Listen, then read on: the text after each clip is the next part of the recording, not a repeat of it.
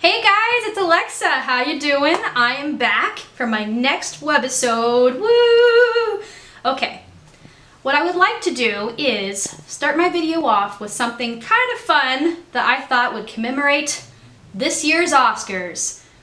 And I would like to say to Leonardo DiCaprio, actually this is what Leonardo DiCaprio would say to all the actors out there who are nominated for Best Actor.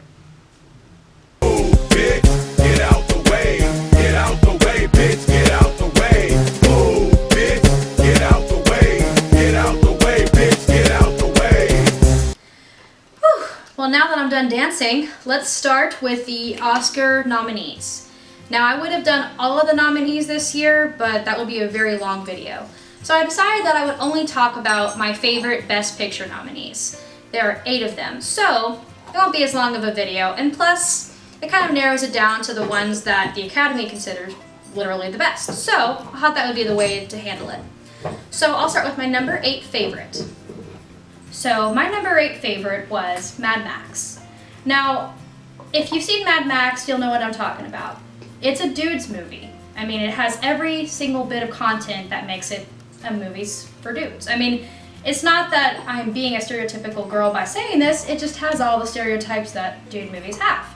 It has explosions, special effects, hot girls, Charlize Theron. So, I mean, it contains all those things. So naturally, it's going to appeal in the box office. Naturally. But I definitely want to give credit where credit's due. It has amazing production quality. The effects are great. The cinematography is amazing.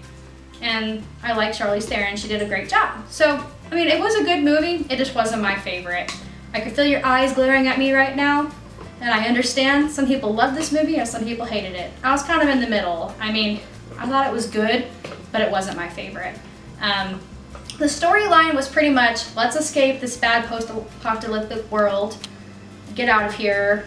Oh wait, we have to turn around because the bad guys are chasing us while other guys playing, like this other guy was, the bad guy was like playing guitar while they were chasing the good guys. Now, I don't know much about Mad Max, honestly, so that might have been the whole point. It's just kind of, it was cheesy and a little overdone. So that might have been the point, but it just wasn't my favorite. I thought the content wasn't very strong, but overall, it was a well-done film. Did it deserve a Best Picture nomination?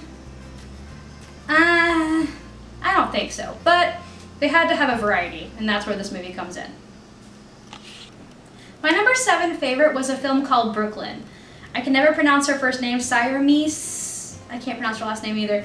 Actually, I can't remember her last name. But this was a beautifully well done film. It was everything that The Notebook was not, and I love that. I love that this was a romantic, beautifully well told drama, but it wasn't over the top. It didn't embellish. It was a very nice and simple story about a girl who gains her independence and becomes a beautifully strong woman.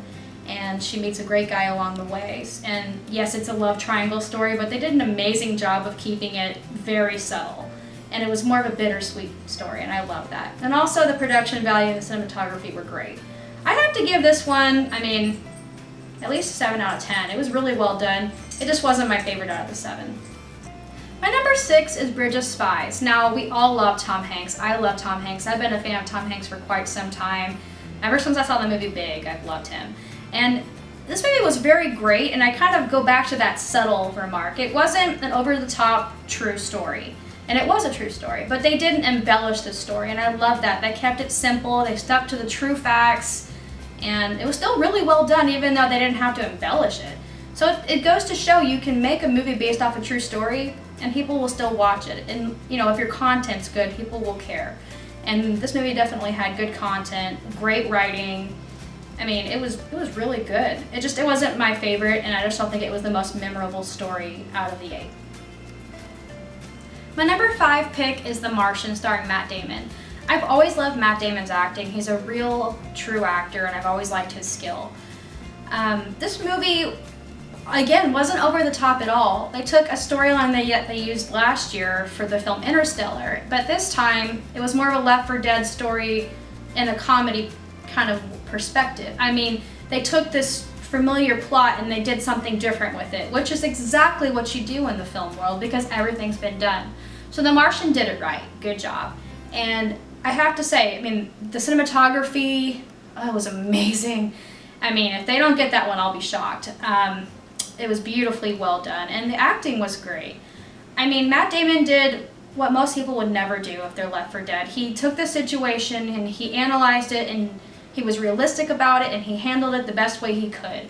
He, rationed his food. He actually grew more food from his knowledge of planting. That's actually what he did for a living, but still, I guess if you didn't do that for a living, you'd be kind of screwed on Mars, huh? My number 4th pick is The Revenant.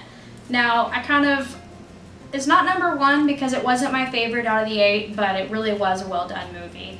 Leo DiCaprio really gave his best performance, let me tell you. He was grunting, and he was crawling. I mean, he gave one hell of a performance. But do I think it's worth an Oscar? Well, yeah. I mean, he really had to go through some rough times after getting attacked by a bear. I mean, who else would, right? It was a really well done movie. It was another Left 4 Dead story, and he overcomes his obstacles and gets to the end and is able to kind of get his revenge on the bad guy. Well, he does get his revenge on the bad guy, and that's what he lived the rest of his life for. Spoiler alert, sorry. It was a really well done film, though. A little slow on the pacing, but the production value was amazing. The performances were great. The cinematography was great. The music was amazing. It has all the elements that contain the Best Picture nominee. Number 3. My number 3 pick is The Big Short. The Big Short was a really well done movie. It had a lot of familiar faces, and that's always great. The acting was amazing. Batman did a great job. I mean, I didn't even recognize the "it's Batman" voice at all.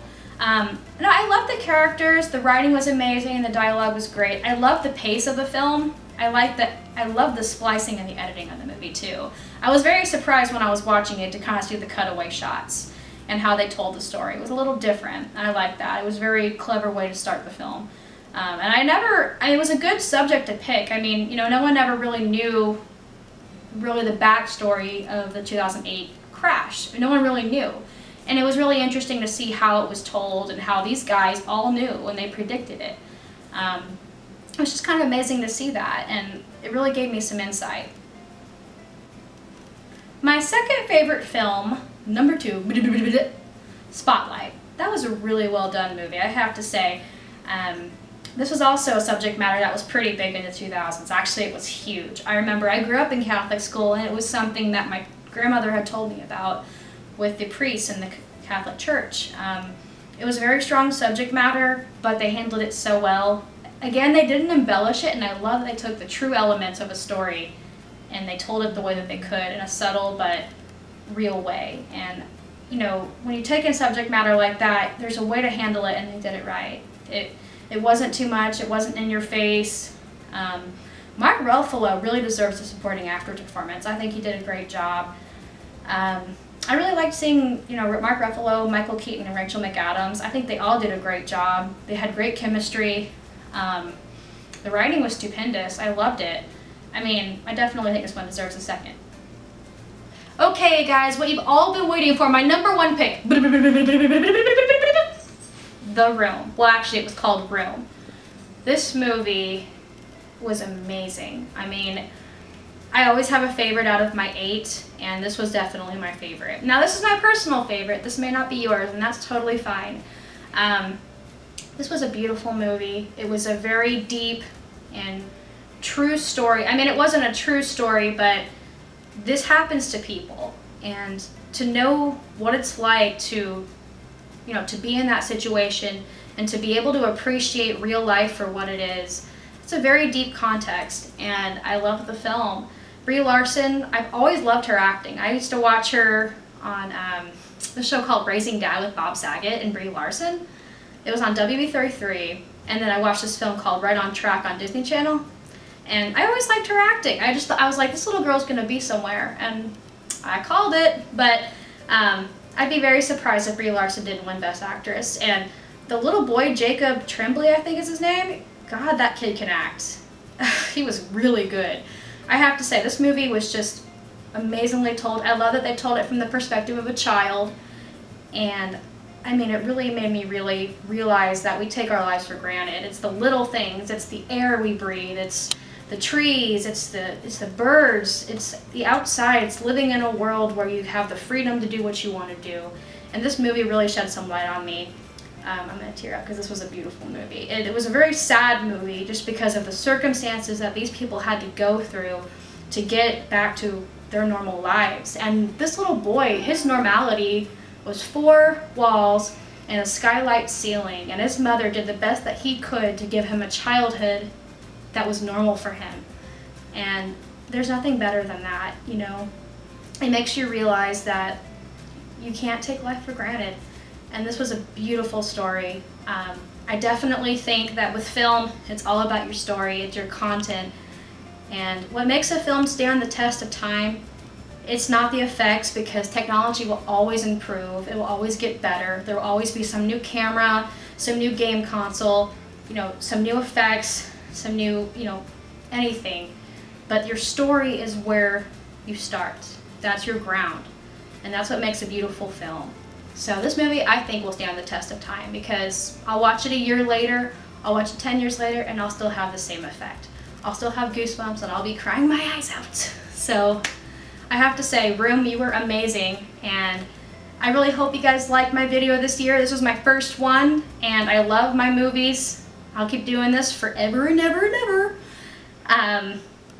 I have to say, I understand if you don't agree with my selection. Everybody has their own opinions. This was just how I liked the movies and where I ranked them personally. They were all great selections this year. Like I said, none of them embellished, and that was amazing. They all kind of, except Mad Max, but that one was purposefully embellished. They were all really well done movies. I have to say I like the selections here, and I hope you guys do too. I encourage you to go watch them and watch the Oscars Sunday night. Thanks, guys.